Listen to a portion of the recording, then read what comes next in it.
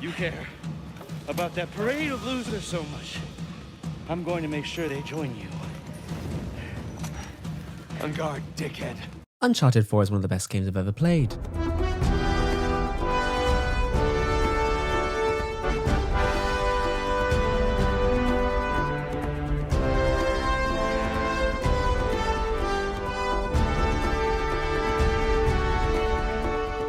Being a latecomer to the PS4's lifespan, I have been blessed with the experience of finally playing some of gaming's greatest offerings back to back for the first time. Games that are now cemented in the great halls of Sony's pantheon, perfection amongst those who have tried and failed to reach the same level of masterpiece. From God of War to The Last of Us, all the way back to classics such as Shadow of the Colossus, I was so happy to be ticking off all of these major titles from my gaming bucket list, and somewhere way down near the bottom was the Uncharted games. See, I had always heard of the franchise, but always took it as, well, Sony needs an ongoing series, so who knows if people actually like them or not. Yeah, I'll get around to them eventually. Boy, was I wrong. Oh my God, Captain. She is magnificent. Vindication! So without further ado, here are my thoughts on Uncharted 4. But before I do that, I can't just dive into the fourth installment without first mentioning the original trilogy. No, not you. You'll get your turn. Jesus. No, I'm talking about Uncharted 1 to Uncharted 3. More specifically, the Nathan Drake Collection, which are the remastered editions for PS4. Going into the series, I was aware of its reputation for spectacle, nail-biting sequences, and its overall fun, Indiana Jones-esque adventure. But I truly was not ready for Naughty Dog to crank the adrenaline levels all the way up to 110. I mean, seriously? By the third game, Fast and Furious wishes it could square up to some of the insane action set pieces that the developers crafted. You're incapable of running this shit. Sit your $5 ass down before I make change. In particular, the entire plane sequence is so unbelievably insane that I wasn't sure that Uncharted 4 could actually top it. Spoiler alert, it did. You play as Nathan Drake, a witty and charming treasure hunter who, along with a fun cast of characters, embark on a number of quests to discover some of history's biggest mysteries, such as the lost city of El Dorado.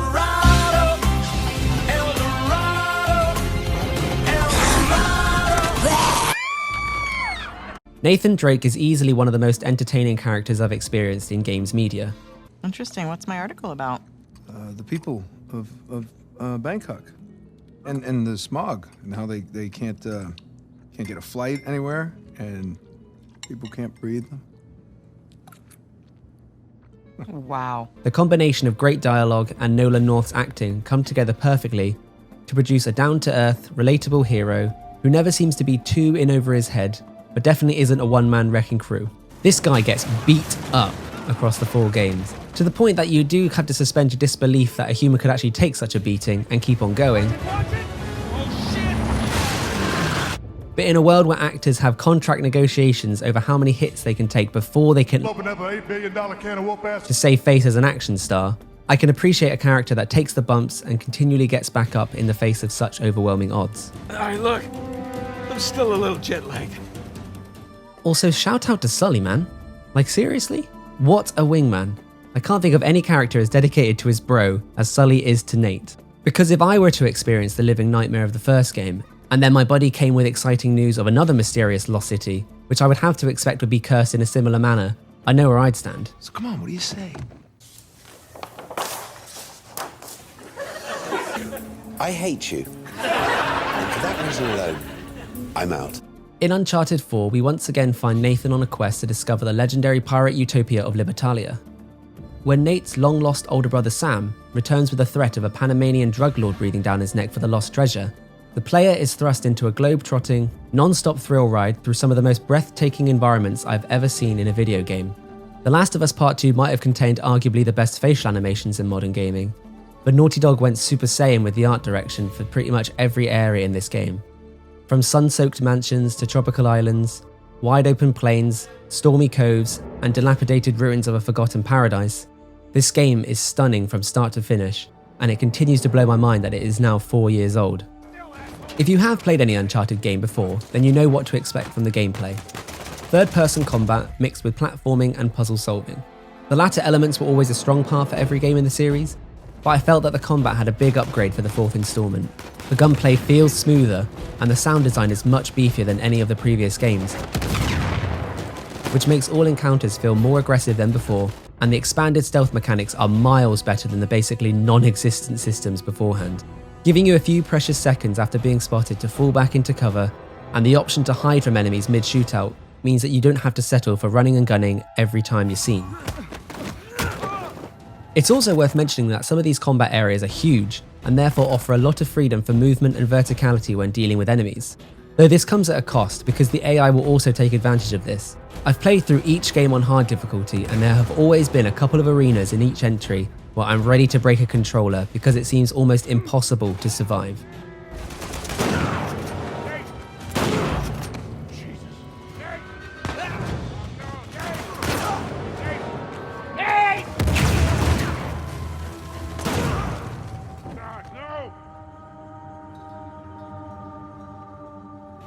This is because, for better or for worse, you can't just rely on a single piece of cover for each encounter. Wooden cover basically melts away from gunfire.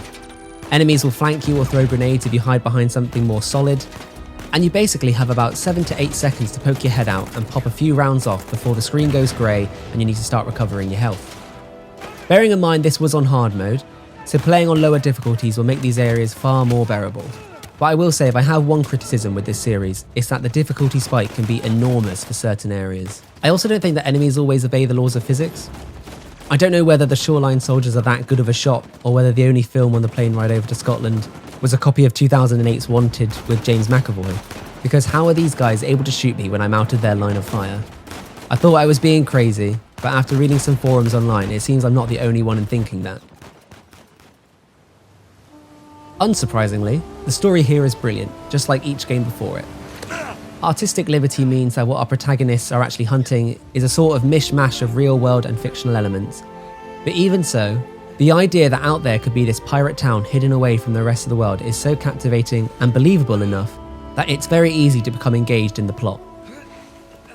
As I mentioned at the beginning, I'm going to be talking spoilers for this game and the trilogy, so please consider skipping to this timestamp if you don't want anything ruined for you. Because I was surprised when this game didn't introduce some sort of ancient cursed or mythical enemies in the last act. In Drake's Fortune we had the cursed Spaniards, in Among Thieves we had the Shambhala Guardians, and in Drake's Deception we had the Jinn. Given the pirate setting and the amount of skeletons you can find around the island, I was beginning to think I was pretty savvy having spotted the inevitable twist coming, and once Nate and Elena were stuck in the catacombs with literal mummified pirates, I was sure that there would be a Curse of the Black Pearl moment where undead pirates would suddenly spring out of the walls, but it never happened. I'm not sure what the reason behind this decision was, but I can only surmise that Naughty Dog knew I'd be expecting this and wanted to slowly break my psyche simply with the illusion of some kind of danger. In the end, the greatest snowball isn't a snowball at all. It's fear.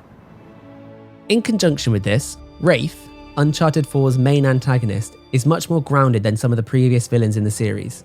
I'm looking at you, Lazarevich. Drake! Wraith isn't necessarily gaming's greatest villain, and really only serves as a thorn in the Drake brothers' sides, but I liked his charismatic flair, and more importantly, the dude is rocking one of the freshest cuts in the game. I mean, seriously, that is one good looking dude. Little Jake Gyllenhaal in it up into. At this point in the video, I'd be remiss if I didn't mention how good Naughty Dog are at the scripted sequence. Honourable mentions go to the derailed train climb, the sinking boat, the convoy chase, the tank attack, and my favourite of them all with the plane crash in Uncharted 3.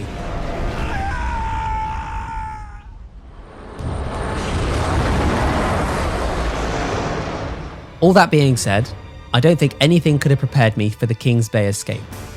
A balls to the wall 10-minute sequence involving a truck chase with off-roading, rope swinging, jeep jumping, bike ramming, shooting, explosions, escaping from a burning vehicle, and ending with a camera-facing pursuit from what feels like the world's most angry sentient armoured vehicle. This section of the game is so spectacular and over the top that I guarantee you it is almost worth the purchase price alone.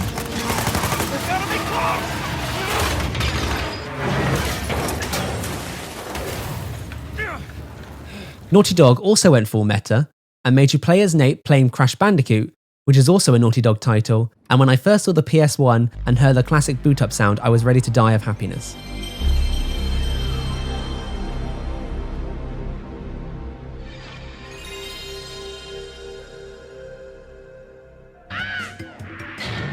Crash Bandicoot.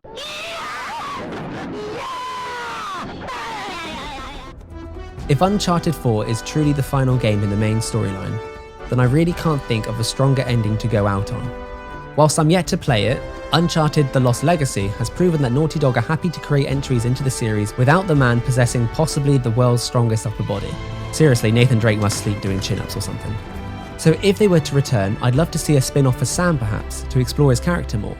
But until that comes, if it ever does, I'm just glad that I finally managed to play through this series, because it's experiences like these that solidify my love for gaming and prove that it's a medium worth people's attention.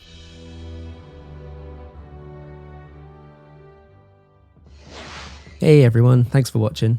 Sorry it took a while for me to get around and make another video. I opted out making a video for Ghost of Tsushima because at the time I wasn't sure if I'd be able to tackle such a huge open world game. But if you were curious about my thoughts, in a very quick summary, it's brilliant. If you haven't got around to playing it yet, I'd highly recommend picking it up. It's a great story and the combat systems is one of the most addicting I've experienced in a long time. I'm about to start a playthrough of Doom, so I might potentially make a video on that, but we'll see. Given the PlayStation 5 is a few months away, I'm not sure what I'm going to be doing yet in terms of the next couple of videos, but probably going to be something on Miles Morales, maybe Cyberpunk, but I can't make any promises. Anyway, thanks again for watching, and I'll see you guys next time. Bye.